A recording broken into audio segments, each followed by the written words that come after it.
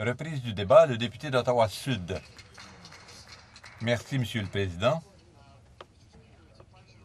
C'est un plaisir de prendre la parole ce matin au sujet de ce projet de loi émanant du Sénat qui vise à modifier une loi qui a été adoptée par le Parti libéral du Canada à la dernière législature. En fait, mon ancien collègue à la Chambre, John Godfrey, avait proposé à la Chambre la loi fédérale sur la stratégie de développement durable que l'on cherche maintenant à modifier.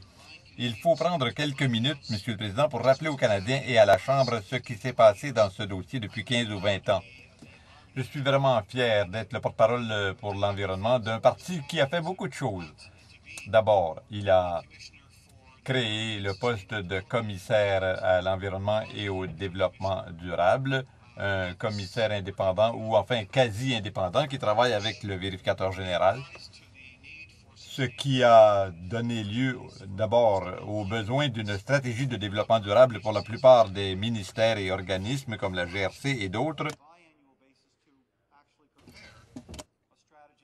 qui sont tenus d'élaborer une stratégie montrant comment ils vont passer du point A au point B en une certaine période. Je suis très fier que mon parti donc ait créé tout cela.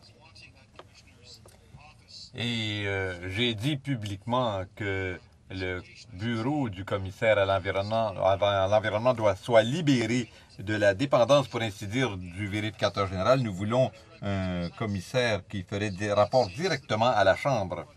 Donc, à cet égard, le projet de loi présenté par l'autre endroit et qui nous est présenté ici vient renforcer le besoin d'une plus grande indépendance, d'une plus grande visibilité des rapports, d'une plus grande visibilité des travaux de ce commissaire à l'environnement et au développement durable.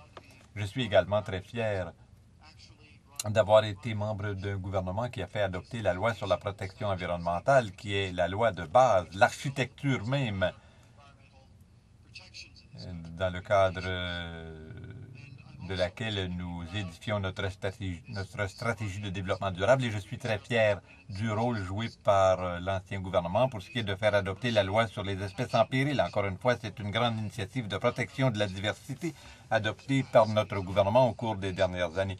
Donc ça, ce sont les bases de ce que nous faisons maintenant au Canada dans le dossier de l'environnement et nous voulons renforcer l'intégrité écologique et environnementale. Contrairement à nos vis-à-vis, Monsieur le Président, les réformes proposées par les conservateurs sont toujours contradictoires du point de vue économique et environnemental. Et malheureusement, ils ont beaucoup de retard dans leur réflexion à cet égard. Et le Canada a pris du retard, pas seulement en termes de réflexion, mais en termes d'action au sud de la frontière, aux États-Unis. Nous voyons dans certains cas des investissements qui se sont multipliés par 15 dans certains dossiers comme l'environnement durable. Même le gouverneur de l'Alaska, Sarah Palin, investit davantage dans l'énergie renouvelable que ne le fait le Canada. Donc, nous sommes dans une position peu enviable. Nous sommes en train de perdre la course à la compétitivité nord-américaine vers une économie plus durable. Et bien sûr, il faut que tous les Canadiens en prennent conscience. Et on le voit particulièrement dans le dossier de la lutte contre le changement climatique. Nous avons eu droit à 4 ans de réformes conservatrices, mais il est important de rappeler à la Chambre quelque chose d'important autour de la notion de changement climatique, car c'est de cela qu'il s'agit. Le changement climatique est un défi de taille auquel fait face notre pays et auquel il faudra s'attaquer dans toute stratégie de lutte contre le changement climatique à long terme proposée par le gouvernement. Évidemment, le problème, c'est que dans le caucus réformiste conservateur est opposé idéologiquement à la notion du changement climatique. Le Canada, étant un citoyen riche du monde, doit agir en premier lieu pour montrer la voie à d'autres, pour prendre des mesures concrètes à l'échelon national, pour réduire ses émissions de gaz à effet de serre. Quand on agit de la sorte, alors là, on devient plus compétitif, on entre dans la course avant les autres. Mais comme nous avons perdu 4 ans à cause des réformistes et conservateurs, nous sommes en retard par rapport à nos concurrents européens et même derrière les États-Unis, comme je l'ai dit il y a un instant, notre principal partenaire commercial et peut-être même notre principal concurrent. Par conséquent, nous voyons donc une opposition idéologique aux pays de l'annexe 1, des pays riches, des pays industrialisés qui refusent d'agir. Deuxièmement, les Canadiens constatent aussi que l'idéologie réformiste conservatrice rejette la notion voulant que le monde doit agir de façon multilatérale par le truchement des Nations Unies ou bien des pays concertent leurs efforts. Ils rejettent cette notion parce que notre Premier ministre emboîte le pas au Parti républicain aux États-Unis. C'est important du point de vue factuel que le Premier ministre a prononcé un discours important il y a 9 ans à une des organisations les plus à droite, le American Council, à huis clos parce qu'il ne savait pas qu'il était enregistré.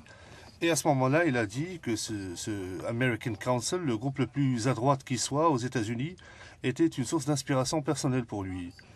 Il a même dit qu'il s'en inspirait, que son idéologie l'inspirait, mais qu'il voulait importer cette idéologie ici au Canada, disait-il à ce moment-là.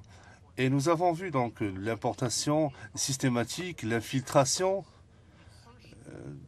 sournoise de ce type d'idéologie ici même, dans cette enceinte, dans le débat sur le changement climatique. La raison pour laquelle tout cela est important pour les Canadiens, c'est qu'au fond, le Premier ministre ne croit pas au multilatéralisme, il ne croit pas aux Nations Unies. Je me rappelle que quand il était chef de l'opposition, il s'attaquait à notre gouvernement parce que nous envisagions de créer le G20.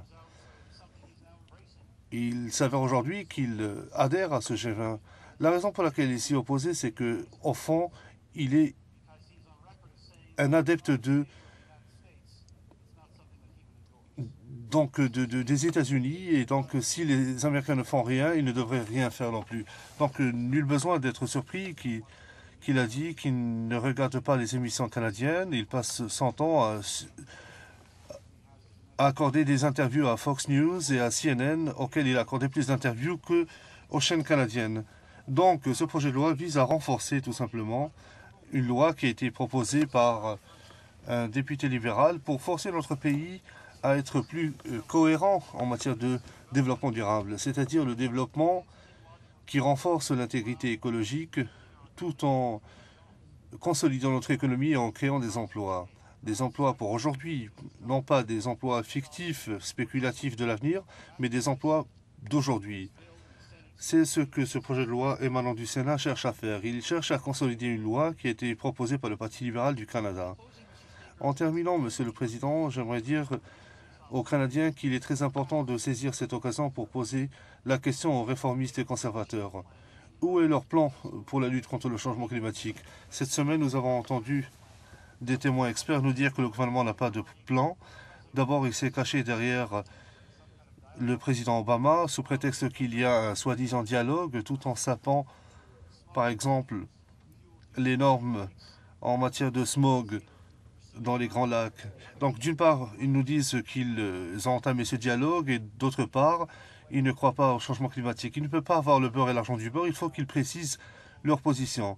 En terminant, ils doivent dire pourquoi ils n'utilisent pas cette occasion, ce projet de loi et la loi que nous avons donnée à notre pays pour renforcer notre action en matière de lutte contre le changement climatique pour que nous puissions gagner cette course pour une économie verte, écologique et concurrente. Après 4 ans de gouvernement réformiste et conservateur, il n'est pas étonnant de voir que nous perdons des investissements aux États-Unis et ailleurs pour ce qui est des technologies de lutte contre le changement climatique. Merci beaucoup, Monsieur le Président.